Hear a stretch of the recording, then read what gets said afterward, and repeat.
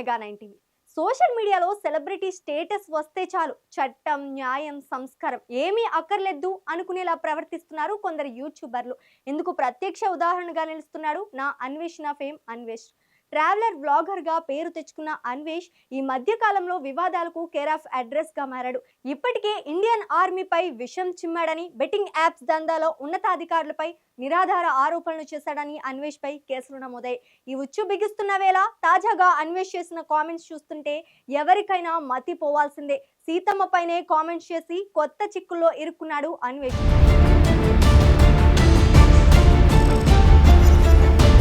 Comments తో social media బగ్గుమంది. నీ అంతు చూస్తామంటూ నెటిజన్లు అన్వేష్ కు వార్నింగ్ ఇస్తున్నారు. ఈ నేపథ్యంలోనే నేను ఇండియాకు రాను, నన్నేం చేయలేరు, నన్నేం అరెస్ట్ చేయటం ఎవరి వల్ల కాదు అంటూ ఏకంగా భారతీయ చట్టాలకే సవాల్ విసిరాడు. శివాజీ అనసూయ వివాదం ముసుగులో అన్వేష్ వెళ్ళగక్కిన ఈ అహంకారపూరిత కామెంట్స్ ఇప్పుడు సోషల్ మీడియాలో అగ్గిని రాజేస్తున్నాయి. అసలు అన్వేష్ ఎందుకిలా రెచ్చిపోయాడు? విదేశాల్లో ఉంటే చట్టం తన్నేమీ చేయలేదని భావిస్తున్నాడా? అన్వేష్ నోటికి ఎవరూ తాళం వేయలేరా అంటూ నెటిజన్స్ ప్రశ్నిస్తున్నారు. దీనిపై మరింత సమాచారాన్ని మా కరెస్పాండెంట్ హారిక అందిస్తారు.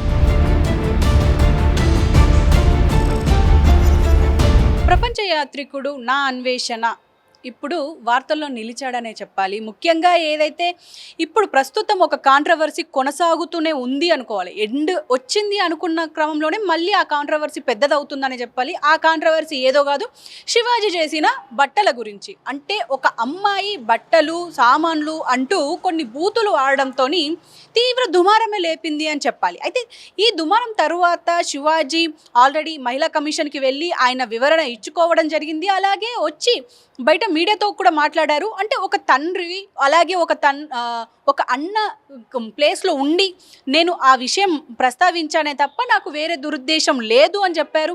ఏదైతే డబ్బుల కోసమో లేకపోతే ఈ సినిమా ప్రమోషన్ కోసమో నేను ఈ కాంట్రవర్సీ మాట్లాడలేదు, ఇది కాంట్రవర్సీ అవుతుంది అని కూడా నేను ఎక్స్పెక్ట్ చేయలేదు అని చెప్పేసి ఆయన చెప్పుతూ, అంటే ఒక రకంగా చెప్పాలంటే వాపోయారనే చెప్పాలి. ఏదేమైనప్పటికీ ఇది ముగిసింది అని అనుకున్న క్రమంలో తరువాత ఇప్పుడు అన్వేషణ ఇప్పుడు ఎంటర్ అయ్యాడు. అయితే ఈ వివాదం ఇప్పుడు ఇతని చుట్టూ ఎందుకు తిరుక్కుంది అని అంటే, ఇప్పటి వరకు అంటే శివాజీని తిడుతూ అటు గరికపాటి, అంటే ఎవరైతే ఇటు శివాజీకి సపోర్ట్ చేసిన గరికపాటిని కూడా తిడుతూ ఒక వీడియో పోస్ట్ చేశారు. చాలామంది చూశారు. అదేవిధంగా చాలామంది మహిళలు కావచ్చు, ఆయన ఫాలోవర్స్ కావచ్చు సపోర్ట్ కూడా చేశారు ఆ వీడియోకి. అయితే ఆ వీడియోలో ఏం మాట్లాడారు అని అంటే మాత్రం, ఏదైతే మీరు అంటే శివాజీ నటుడుగా మీరు ఉన్నారు కాబట్టి సినిమాలో ఎన్నో పాత్రలు ఉంటాయి, అన్ని రకాల పాత్రలు ఇప్పుడు అంటే పద్ధతిగా ఉంటే శారీ కట్టుకొని పూలు పెట్టుకుంటే ఎవరు చూడరు సినిమాలని. సినిమాకి ఏది కావాలో అదే ఉంటుంది, అదే చూస్తారు కూడా జనం. కాబట్టి మీ బిజినెసే అది అన్నట్టుగా ఆ ధోరణిలో మాట్లాడారు.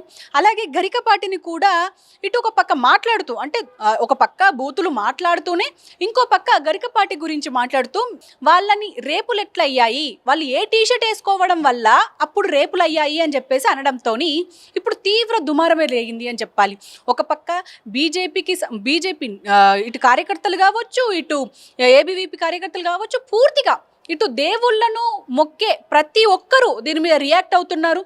ఈవెన్ ఇటు అనాన్వేషణని కూడా అన్ఫాలో కొట్టే ప్రయత్నంలో కూడా ఉన్నారని చెప్పాలి. అయితే అసలు ఇప్పుడు సీతమ్మ వారి గురించి మాట్లాడేంత ధైర్యం ఎలా వచ్చింది అంటే, ఇప్పటికీ చాలామంది యూట్యూబర్స్ కూడా దీని మీద రీట్వీట్లు చేయడం అలాగే రీపోస్ట్లు చేయడం కూడా చేస్తున్నారు. ఎందుకు అని అంటే మాత్రం సీతమ్మ వారి టీషర్ట్ల గురించి మాట్లాడడం, రేప్ అయ్యింది అనడం, అసలు ఇంత నాలెడ్జ్ లేకుండా ఇదంతా ఎలా మాట్లాడాడు అని చెప్పేసి కూడా ఇప్పుడు ప్రస్తుతం మాట్లాడుతున్నారు. అయితే ఇదే మళ్ళీ నా అన్వేషణ యూట్యూబ్ ఛానల్లోనే అతనే మళ్ళీ ఇంకొక పోస్ట్ చేశాడు.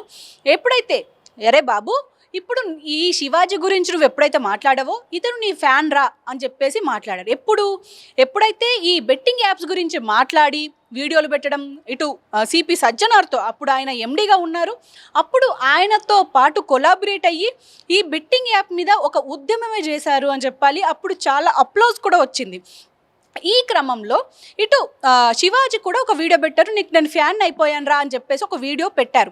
సో అది ఎవరో చూపించి ఉంటారు. అయితే ఆ తర్వాత మళ్ళీ తెల్లారి మళ్ళీ ఇంకో వీడియో చేయడం, వీళ్ళకి సపోర్ట్ చేస్తూ మాట్లాడడంతో ఇప్పుడు మొత్తానికి ట్విస్ట్ జరిగింది అని చెప్పాలి. అంటే యూట్యూబర్ ఒక సోషల్ ఇన్ఫ్లుయెన్సర్, పైగా ఎన్నో కోట్ల మందికి ఇప్పుడు ఇన్స్పిరేషన్ అయ్యాడు. అటు ఆంధ్రాలో కావచ్చు, ఇటు తెలంగాణలో కావచ్చు, పూర్తిగా దేశ విదేశాలు తిరుగుతూ అక్కడ ఎవరెవరు అంటే అందరినీ చూపిస్తూ, ఆటగాడినని చెప్పుతూ, ఇంకా చాలా రకాలుగా ఇటు యూత్ని ఎంకరేజ్ చేస్తూ ఎన్నో రకాలుగా వీడియోలు పెడుతూ, అలాగే ఆయన యూస్ చేసే షార్ట్స్ కావచ్చు, వీడియోలు కావచ్చు, అతను చూపించే విజువల్స్లో అమ్మాయిలు కావచ్చు, ఇవన్నీ కన్సిడర్ చేయాలి అని చెప్పుకోవాలి. అయితే ఇప్పుడు అవన్నీ పక్కన పెట్టేసి ఇప్పుడు యూత్ కావచ్చు, ఇప్పుడు మహిళలకు కావచ్చు, ఇప్పుడు యాంటీగా మారిపోయాడా నా అన్వేషణ అంటే ఎస్, డెఫినెట్గా మారిపోయాడు. ఎందుకు అనంటే ఇప్పుడు ఈ ఒక్క వీడియో పూర్తిగా అతని తలరాతని మార్చేస్తుంది అని చెప్పేసి మాట్లాడుకోవాలి. ఎందుకంటే ఎప్పుడు నువ్వు ఇండియాకి వస్తావు అని చెప్పేసి ఈ క్వశ్చన్స్ రేజ్ అవుతున్నాయి. నువ్వు ఇండియాకి వస్తే తొక్కి పడేయడానికి మేము రెడీగా ఉన్నాము అని చెప్పేసి అంటున్నారు. ఎందుకు అంటే ఎప్పుడైతే ఈ బట్టల గురించి మాట్లాడుతూ శివాజీకే ఒక పక్క సినిమా ఇండస్ట్రీ నుంచే వ్యతిరేకత వచ్చింది, మాకి అంటే మా అసోసియేషన్కి కూడా లెటర్ ఇచ్చుకోవాల్సి వచ్చింది, మెయిల్ రూపంలో ఆయన అపాలజీ చెప్పాల్సిన వచ్చింది. మరి ఇలాంటి క్రమంలో ఇప్పుడు అంటే ఆల్రెడీ శివాజీ ఇష్యూ ముగిసింది అని అనుకున్న క్రమంలో మళ్ళీ నా అన్వేషణ దీన్ని రెచ్చగొట్టాడనే చెప్పాలి ఫైనల్గా. కానీ ఇప్పుడు ఇంకొక క్వశ్చన్ ఎందుకు రేజ్ అవుతుంది అని అంటే ఇది ఇటు DCM AP deputy CM Pawan Kalyan ఎందుకు దీన్ని పట్టించుకోవట్లేదు? ఆయన సనాతన ధర్మం అని చెప్పేసి చెప్పుకుంటూ సనాతన ధర్మాన్ని కాపాడడానికి నేను సనాతన ధర్మాన్ని కాపాడే వ్యక్తిగా నేను ముందుంటాను అని చెప్పేసి మాట్లాడుకునే పవన్ కళ్యాణ్ ఇప్పుడు ఎందుకు స్పందించడం లేదు అని చెప్పేసి అంటున్నారు. అంటే ఈ వీడియో ఆయన దాకా వెళ్ళలేదా, లేకపోతే ఆయన టీం ఎవరు చెప్పలేదా అని చెప్పేసి కూడా ఇప్పుడు క్వశ్చన్స్ రేజ్ అవుతున్నాయి. ఏదైతే ఇప్పుడు అంటే ఒక లడ్డు కల్తీ అయ్యిందేమో అని చెప్పుకొని ఎంతో రాధాంతం చేసిన పవన్ కళ్యాణ్ ఇప్పుడు ఎందుకు మాట్లాడట్లేదు అని చెప్పేసి కూడా అంటున్నారు. ఎందుకు అని అంటే ఇంత జరుగుతుంది, ఒక పక్క బట్టల గురించి, ఆడబిడ్డల బట్టల గురించి మాట్లాడినా కూడా చూపెట్టట్లేదు, అసభ్యకరంగా మాట్లాడినా కూడా దీనిపైన స్పందించడం లేదు. మరి ఇప్పుడు ఫెమినిస్టులు వర్సెస్ శివాజీ అయిపోయిన క్రమంలో మళ్ళీ ఇప్పుడు నా అన్వేషణ ఎంటర్ అవ్వడం, సీతమ్మవారిని కావచ్చు, ద్రౌపదిని కావచ్చు, ఇలా టీషర్ట్లతో మాట్లాడడం, రేపులు అయ్యాయి అనడం, ఇది ఎంతవరకు కరెక్ట్? మరి దీని మీద యాక్షన్ తీసుకోరా? అంటే విదేశాల్లో ఉంటే ఇక బయటికి తీసుకొచ్చే పరిస్థితి లేదా అంటే ఎస్, ఖచ్చితంగా తీసుకురావాలి, అతన్ని ఇండియాకి తీసుకొచ్చి మరి అతన్ని శిక్షించాలి అని చెప్పేసి ఒక పక్క సోషల్ మీడియా కావచ్చు, ఇటు పెద్ద ఎత్తున ఒక ఉద్యమమే జరుగుతుందని చెప్పాలి. ఏదేమైనప్పటికీ ఇప్పుడు పవన్ కళ్యాణ్ దీని మీద స్పందిస్తారా లేదా? ఒకవేళ స్పందిస్తే ఏ విధంగా స్పందిస్తారు? ఎందుకంటే ఇప్పటికే ఎన్నో క్రైమ్స్ చేసి విదేశాల్లో సెటిల్ అయిన వాళ్ళు ఎంతోమంది ఉన్నారు. అలాంటిది ఇప్పుడు నా అన్వేషణ ఇప్పుడు ఇండియాకి వస్తాడు అని చెప్పేసి ఎవరు ఎక్స్పెక్ట్ చేయట్లేదు. అతను రాడు కూడా. ఎప్పటికప్పుడు ఆయన పాస్పోర్ట్ని కావచ్చు, ఆయన వీసాని కావచ్చు ఎప్పటికప్పుడు రెన్యువల్ చేసుకుంటూ విదేశాల్లో ఉంటున్నాడే తప్ప ఇటు ఇండియాకి వచ్చి ఇండియాలో వాళ్ళ పేరెంట్స్ని కలవడం కావచ్చు, ఆయన సన్నిహితుల్ని కలవడం కావచ్చు, ఇవన్నీ ఎప్పుడు చేయలేదు.